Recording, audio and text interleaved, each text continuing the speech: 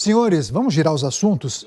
Certamente vacinação de criança é um tema que rende demais, mas eu preciso trazer um destaque internacional porque o presidente dos Estados Unidos, Joe Biden, chamou seu antecessor Donald Trump de perdedor e mentiroso e o acusou de representar uma ameaça contínua à democracia. E essa declaração foi feita durante um discurso na cerimônia que lembrou o aniversário de 1 ano daquele violento ataque ao Capitólio, que é o Congresso dos Estados Unidos.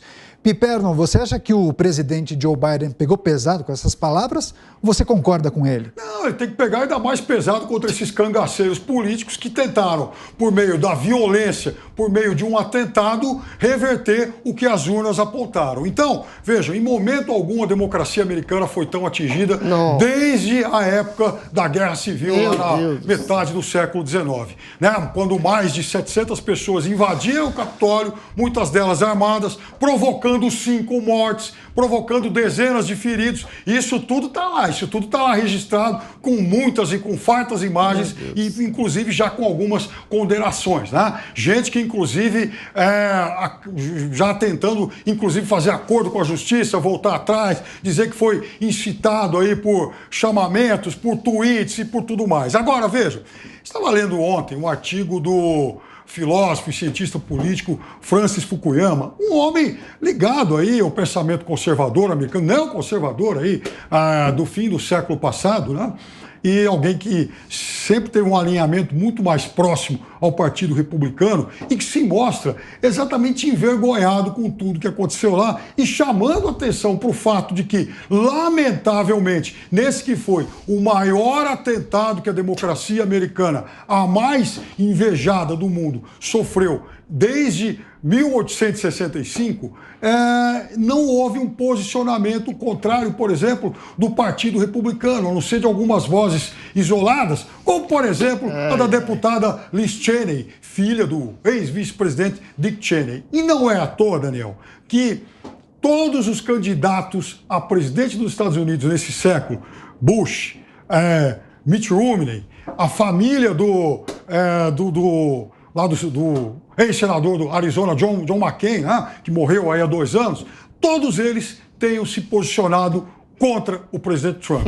O problema é exatamente esse novo comando do Partido Republicano, que, ao que tudo indica, dá aval a esses cangaceiros políticos. E, por sinal, só para finalizar, Fukuyama também chama atenção para os desvios que as democracias vêm enfrentando em vários países do mundo e, obviamente, faz menção ao que está acontecendo aqui no Brasil, qual ele adverte que o atual presidente já prepara as bases para um ataque contra a democracia caso perca as eleições de 2021. Adriles, Donald Trump reagiu às falas de Joe Biden e disse que Biden tenta dividir a América e falou que tudo isso foi um teatro político, esse discurso realizado ontem.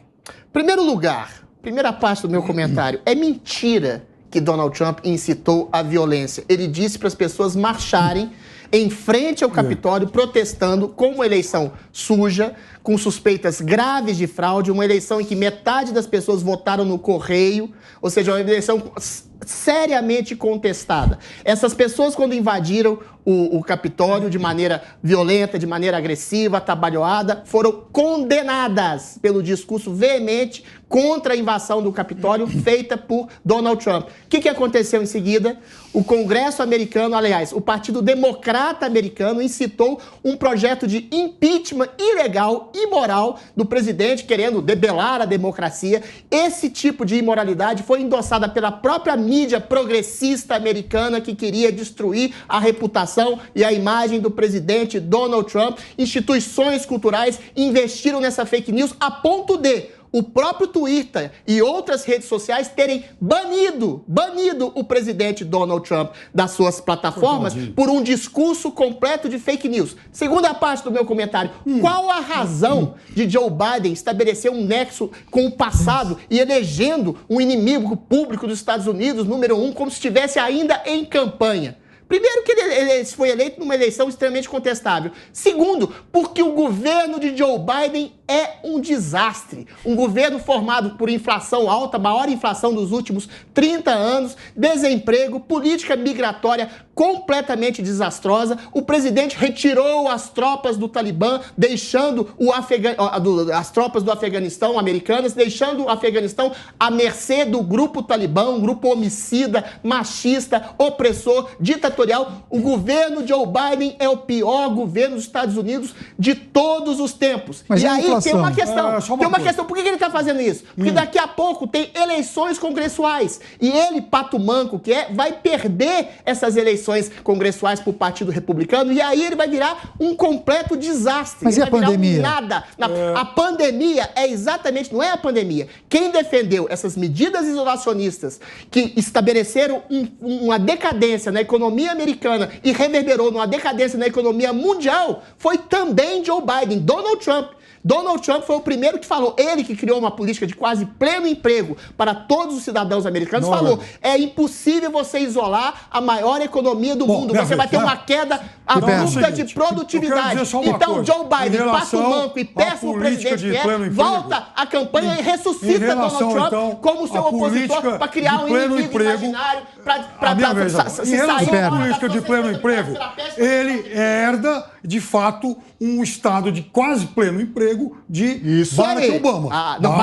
Barack Obama? Mais de 80 meses consecutivos de crescimento econômico, reabilitando um país seriamente atingido pela crise de 2008. Então, Barack Obama recebe um país numa situação econômica difícil e, a partir disso, então, os Estados Unidos iniciam um ciclo com Obama. Para que o Biden está querendo fazer política com o Trump? 80 meses seguidos de crescimento econômico. Por que o Biden está querendo brigar com o Trump nesse momento? Porque o governo dele é um desastre. Em relação a tudo que foi dito aí, o governo está muito longe de ser um desastre. Até porque a economia não vai tomar dele, é um desastre total e absoluto. E outra coisa, eu queria lembrar, por exemplo, algumas ações aqui dessa turma que invadiu. Estamos terminando, por viu? exemplo. Sim. Eu vou ter que encerrar. Um dos condenados, Donald Trump rechaçou violentamente a invasão. Infelizmente não temos mais tempo. Os debates mais acalorados da televisão aqui na Jovem Pan News, no programa Opinião. Eu agradeço demais sua companhia e audiência.